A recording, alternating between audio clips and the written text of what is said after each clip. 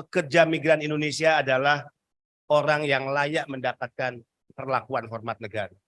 Saya katakan saya marah jika ada satu orang saja, terlebih pejabat negara yang masih memandang remeh, melihat sebelah mata, merendahkan martabat pekerja migran Indonesia. Siapapun mereka, jika masih memiliki mindset, cara pandang seperti itu, mereka adalah musuh pekerja migran Indonesia. Kita sedang berjuang untuk dua hal.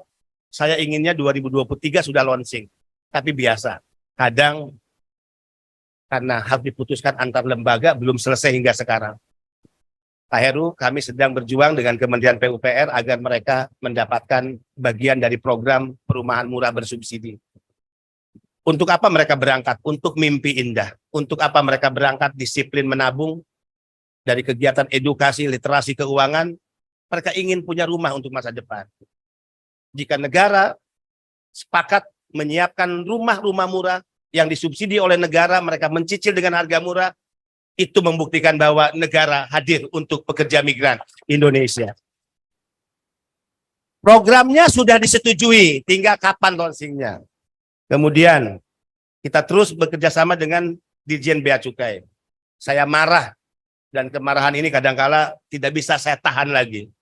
Pengaduan, WhatsApp, di Facebook, telepon langsung, kadangkala saya video call. Mereka yang mengalami masalah tiba di tanah air, barang-barangnya disita, ya, dibongkar, diacak-acak.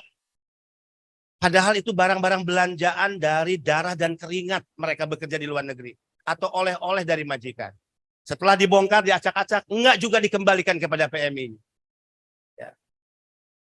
Saya sampaikan kepada Dirjen Imigrasi, bukankah jika barang penumpang pesawat diperiksa, pasti minimal karena dua hal. Ada pengaduan, sesuatu yang mencurigakan. Yang berkaitan dengan hukum misalnya. Bongkar barangnya, kopernya. Atau ketika lewat X-ray. Ada yang dicurigai muncul di layar.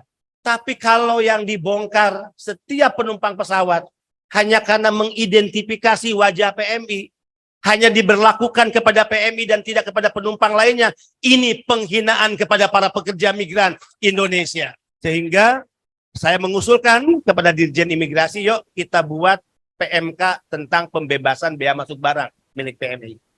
Jadi PMK itu Peraturan Menteri Keuangan, pembebasan bea masuk barang milik PMI. Bukan berarti dibebaskan sama sekali. Dengan ada aturan, PMI akan jelas. Barang bekas yang bisa dibawa apa saja, berapa beratnya, nilai pajaknya berapa. Barang yang baru dibelikan apa saja, beratnya atau banyaknya berapa jumlahnya, kemudian nilai pajaknya berapa. Itu yang dilakukan negara.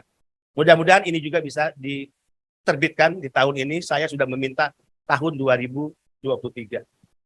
Tapi yang paling penting, saudara-saudara, saya baru tiba dari Bandung.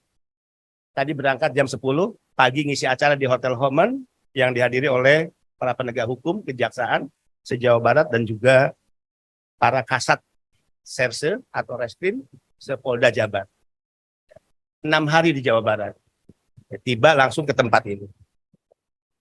Saya baru melantik kurang lebih 600 kawan PMI, ya, ini bajunya, dan perwira PMI. Jadi BP2MI yang secara organisatoris atau organisasi tidak bisa dibentuk di setiap kabupaten kota karena hanya melihat kantong pekerja migran. Jumlah SDM kami terbatas, kami butuh orang-orang, mereka yang kami sebut relawan atau volunteer. Kami bentuk kawan PMI, kemarin 5 provinsi dilantik di Bandung. Setelah itu kita bergerak ke daerah Sulawesi. Dan setelah itu kita bergerak ke NTT. Kawan PMI ini datang dari aktivis atau pegiat kemanusiaan, ya. Teman-teman yang memiliki kepedulian kepada pekerja migran dan keluarganya, mereka yang akan menjadi kaki tangan pekerja migran Indonesia atau PMI untuk memberikan advokasi, pelindungan, sosialisasi program-program pemerintah. Dan kemarin kita bentuk juga perwira PMI. Perwira PMI terdiri dari para purna PMI. Mereka yang sudah kembali ke Indonesia, punya uang yang cukup, mau diapain? 3 hal yang kita siapkan untuk mereka. Untuk PMI purna. 1, pelatihan manajemen kewirausahaan. 2, bantuan modal usaha. 3, bantuan pemasaran hasil produk-produk usaha. Ini akan klop dengan semangat kita. Berangkat sebagai migran dan pulang sebagai juragan, yaitu pekerja migran Indonesia.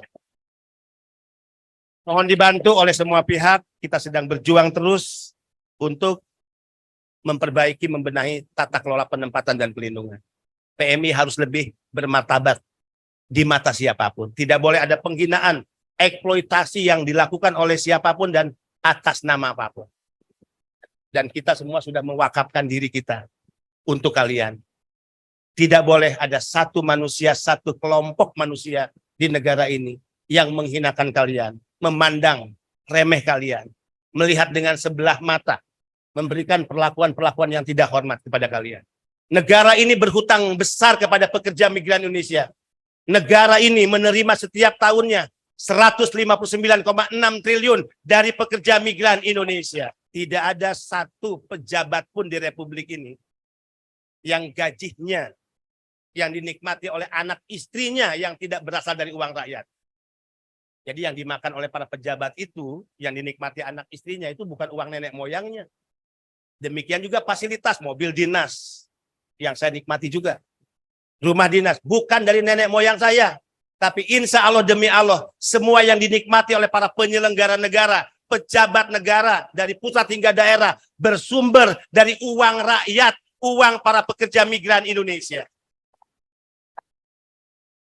Jadi kalau tidak ada yang berpihak kepada PMI, mereka dolim.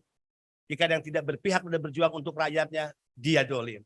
Mudah-mudahan kita bukan bagian dari manusia-manusia yang dolim kepada rakyatnya sendiri. Doakan terus perjuangan BP2MI, dan mudah-mudahan selain tata kelola penempatan pelindungan yang terus kita perbaiki, pencegahan dan perang melawan sindikat TPPO juga terus gencar dilakukan. Berita baik hari ini, saya sudah mendapatkan kabar, 1 bulan setengah Pak Kapolri dengan jajarannya kurang lebih 829 orang sudah ditetapkan tersangka. 2.100 lebih anak-anak bangsa diselamatkan yang hampir dijual ke luar negeri hanya dalam 1 bulan setengah. Dan ada 600 kasus yang sedang masuk proses penyelidikan dan penyidikan. Saya guyon dengan teman-teman dari penegak hukum. Kan saya udah ngomong 3 tahun lalu. Untuk menangkap orang itu mudah, menangkap calo bandar itu mudah, untuk mencegah itu gampang. 3 tahun lalu saya ngomong. Kenapa? Karena modus operandinya kita sudah tahu. Kantong-kantong PMI daerah yang ditarget direkrut dari daerah mana saja, jika dia akan berangkat ke negara mana, kita sudah tahu. Dia akan ditransitkan di daerah mana, kita sudah tahu. Dia keluar apakah lewat pelabuhan, apakah lewat bandara, PLBN atau jalur tikus, kita sudah tahu. Yang tidak dilakukan negara ini adalah sungguh-sungguh negara kalah melawan sindikat penempatan ilegal. Dan itulah BP2MI memberikan dorongan sejak 3 tahun. Negara tidak boleh kalah. Negara harus hadir dan hukum harus benar-benar bekerja memberikan pelindungan kepada setiap anak bangsa.